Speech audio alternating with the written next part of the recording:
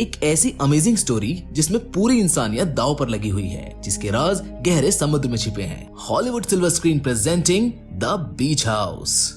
कहानी की शुरुआत में हमें अंडर वाटर सी का सीन दिखाया जाता है, जहां कुछ गैसेस अर्थ में रिलीज हो रही होती हैं। जिसके बाद अगले सीन में हमें एक कपल दिखाया जाता है, जहां लड़के का नाम रैंडल होता है और लड़की का नाम एमिली, जो वेकेशन पर एक बीच हाउस पर आए हुए थे, जो कि रैंडल के पेरेंट्स का होता है। उनके बीच हाउस के पास टाउन में और भी कई सारे वेकेशन हाउसेज होते हैं, पर फिर भी वो टाउन खाली दिखाई देता है, क्योंकि वो सभी खाली होते हैं। पर जल्दी वहाँ एमिली और रैंडल की तरह कई सारे लोग वेकेशंस पर आने वाले हैं, जिससे वो टाउन लोगों से भर जाएगा। पर फिलहाल अभी उस जगह पर ज्यादा लोग नहीं होते हैं। जिसके बाद एमिली को बाथरूम में दिखाया जाता है। जो वाटर टैप ऑन करती है तो उसे पानी का टेक्सचर थोड़ा सा अजीब महसूस होता है, और जब वो ड्रॉअर खोलती है तो उसमें उसे कई सारे मेडिसिन और टैबलेट की बॉटल्स दिखाई देती हैं, जिससे एमिली कुछ सोचने लगती है। जिसके बाद फिर जब वो किचन में आती है तो उसे वहाँ यूज्ड की हुई डिशेज और बाकी का सामान मिलता है। जिसके बाद एमिली को लगने लगता है कि उनके अलावा भी वहाँ पर उनके साथ कोई रह रहा है। एमिली घर को चेक कर ही रही होती है कि इतने में वहाँ एक लेडी आ जाती है, जो पास के समुद्र से ऑयस्टर्स पकड़कर लेकर आई थी,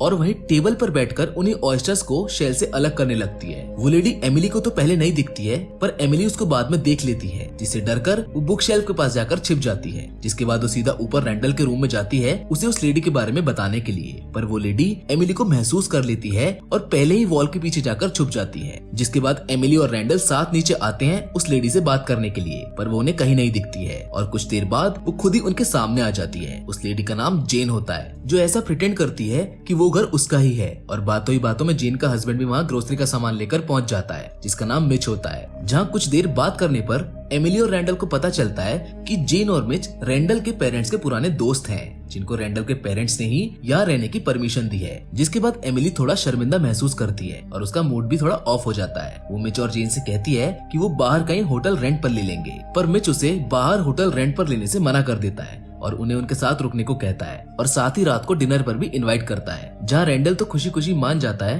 पर एमिली थोड़ी सैड दिखती है, जो बाहर जाकर बैठ जाती है, जिसे बाहर एक स्लग दिखता है, जो दिखने में थोड़ा अजीब सा लगता है, जिसकी हालत खराब होती है। कुछ देर बाद वहाँ रैंडल भी एमिली के पास आ जाता है, जिनके बीच कुछ बातें होती हैं, जहाँ उनके बीच आपस में थोड़ी सी बहस भी हो जाती है, और एमिली रैंडल से नाराज दिखती है, क्योंकि वो अपने पेरेंट्स के बिना परमिशन के एमिली को इस बीच हाउस पर लेकर आया था, जहाँ पहले से ही लोग रह रहे हैं। जिसके बाद अब सीधा रात का सीन दिखाया जाता है, जहाँ वो साथ बैठकर डिनर कर रहे होते हैं, और डिनर में वो सब ऑयस्टर्स खा रहे होते हैं, सिवाय एमिली के। वो ऑयस्टर्स मूव कर रहे होते हैं, जिन्हें कोई भी नोटिस नहीं करता है। जिसके बाद एमिली डिनर के वक्त बताती है कि उसे एस्ट्रोबायोलॉजी में इंटरेस्ट है और वो ऑर्गेनिक केमिस्ट्री पढ़ रही है, जिसके बाद वो फ्यूचर में साइंटिस्ट बनेगी। वो ये भी बताती है कि हम सभी एलिमेंट्स का राइट कॉम्बिनेशन है, और अगर कोई भी एलिमेंट्स अपनी जगह से इधर उधर हो जाए तो हम इंसान नहीं बचेंगे। जिसके बाद अर्थ पर सिर्फ गैसेस और डस्ट ही बचेंगी, जहाँ उन सभी को एमिली की ज्यादातर बातें समझ में नहीं आती हैं, पर फिर भी वो इंटरेस्ट दिखाते हुए उसकी बातों को सुनते हैं। जहाँ रैंडल कॉलेज की बातें करने लगता है और बातों ही बातों में उनकी ड्रिंक्स खत्म हो जाती है। जिसके बाद रैंडल उन्हें मरुआना फिश खाने का ऑफर करता है, जिसे खाने के बाद वो सभी नशे में होते हैं, और किचन में सिंक के पास खड़ा मिच पानी के अलग टेक्सचर को नोटिस कर लेता है, जो कि चिपचिपा सा होता है, पर नशे में होने की वजह से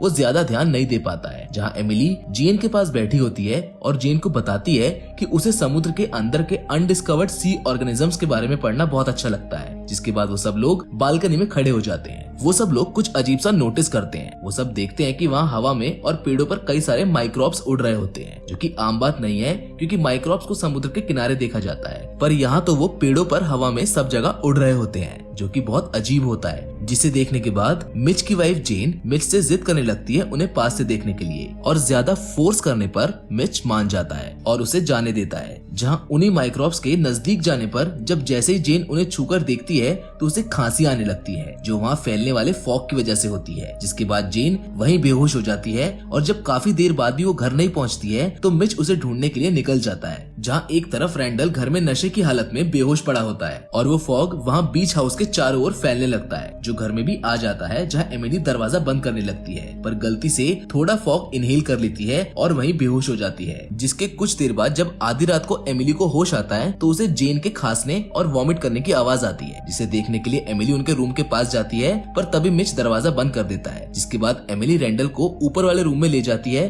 और वो दोनों सो जाते हैं। अब हमें अगली सुबह का सीन दिखाया जाता है जब एमिली और रैंडल उठते हैं, जहां उनका रात का हैंगओवर अभी भी खत्म नहीं हुआ था। उन्हें हेडेक भी हो रहा था, तो वो बीच पर जाने का डिसीजन लेते हैं। जिसके बाद जब जैसे ही वो नीचे उतर कर आते हैं, वो जेन को एक टेबल पर बैठा देखते हैं, जो उन्हें किसी भी सवाल का जवाब नहीं दे रही होती है, जो एकदम शांत होती है। वो अपनी सभी मेडिसिन और टेबलेट की बोतल्स को खाकर खत्म कर चुकी थी। एमिली को जेन का चेहरा थोड़ा अजीब लगता है। वो पास जाकर देखती है तो उसके फेस पर रैशेस हो चुके होते हैं और उसकी स्किन लूज हो चुकी थी। जिसके बाद रैंडल और एमिली मिच को ढूंढने के लिए बीच पर निकल जाते हैं, पर मिच उन्हें कहीं नहीं मिलता है। जिसके बाद वो थकार कर एक जगह लेट जाते हैं, जहाँ रैंडल के पेट में दर्द होने लगता है, जिस वजह से वो वापस घर जाने लगता है। पर वो अपना मोबाइल और कीज जल्दबाजी में वहीं छोड़ जाता है। जहाँ घर जाने के बाद वो सीधा बाथरूम में जाता है, जिसे पानी में कुछ अलग सा फॉर्म होता हुआ दिखाई देता है और साथ ही उसे पानी से अजीब सी स्मेल आती है, जिस पर वो ध्यान नहीं देता है। लेकिन तभी उसे ऊपर वाले रूम से आवाज आती है, जिसे सुनने के बाद रैंडल को लगता है कि शायद मिच ऊपर वाले रूम में है, इसलिए वो ऊपर जाने लगता है। जिसके बाद मिच को बीच पर दिखाया जाता है, जो एमिली के पास आकर बैठ जाता है, जिसे जेन की ऐसी हालत के बारे में पहले से ही पता था। जो एमिली से जेन के बारे में बात करने लगता है और कई सारी अजीब सी बातें करता है, जैसे यहाँ कुछ अजीब सा है जो एमिली को अजीब लगता है। जिसके बाद मिच समुद्र की ओर चला जाता है और समुद्र के बीच जाकर खुद को डुबा लेता है, जिसे देखकर एमिली शॉक हो जाती है और मिच को बचाने के लिए समुद्र की तरफ भागती है। पर समुद्र के किनारे पर आते ही उसके पैर में जेलीफिश का कांटा लग जाता है। जिसके बाद वो नोटिस करती है कि उसके पैर के जख्म में एक क्रिएचर रेंग रहा होता है, जिसे देखकर वो बहुत ज्यादा डर जाती है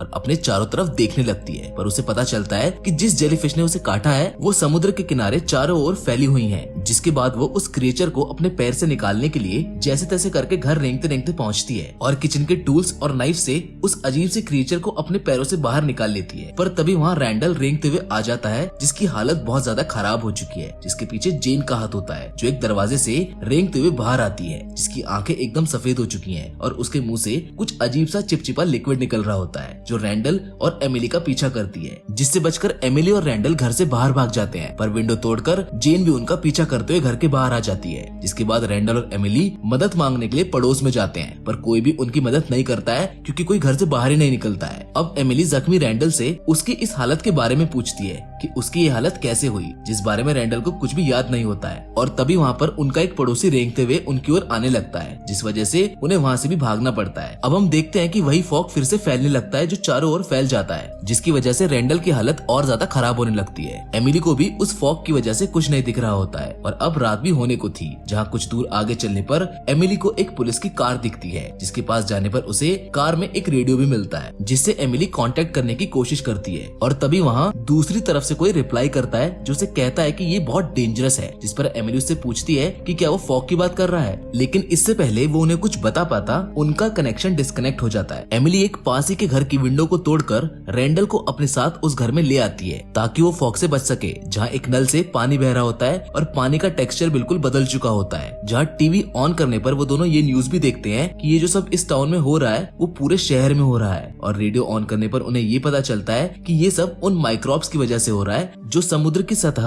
और अंडर वाटर रॉक्स में मौजूद थे, पर अर्थ के ज्यादा गर्म होने से ये रिलीज हो चुके हैं, जो इंसानों के लिए बहुत बड़ा खतरा है, जो इंसानी जाति को खत्म कर सकता है। जिसके बाद एमिली उस घर में कार की कीज को ढूंढने लगती है, जिसको ढूंढते ढूंढते वो बेसमेंट में चली जाती है, जहाँ उसे ऑक्सीजन सिलेंडर मिलता है, जिससे वो फॉग से बच सकते हैं। पर दूसरी तरफ रैंडल को दिखाया जाता है, जो वॉमिट कर रहा होता है, जिसकी वॉमिट में से एक अजीब सा क्रिएचर बाहर आता है और वो भी जेन की तरह बदलने लगता है। एमिली को बेसमेंट में एक आदमी भी दिखाई देता है, जो एक अजीब से दिखने वाले क्रिएचर में बदल चुका था, जो दूसरे इंसान को खा रहा होता है। जिसके बाद वो उन ऑक्सीजन सिलेंडर को लेकर सीधा ऊपर आ जाती है, जहाँ उसे रैंडल भी रेंगता हुआ मिलता है, जो अजीब से क्रिएचर में टर्न हो चुका था, जो एमिली की तरफ ही बढ़ने लगता है। अब एमिली के पास उसे मारने के अलावा और कोई चारा नहीं था, इसीलिए वो उसे उसी सिलेंडर से मार देती है, जिससे उसकी वही मौके पर मौत हो जाती है। जिसके बाद अब एमिली को कार की कीज भी मिल जाती हैं और वो कार लेकर वहाँ से जाने लगती है। रास्ते में बहुत ज्यादा फॉग होने के कारण उसे कुछ दिखाई नहीं देता है, जिस वजह से उसकी कार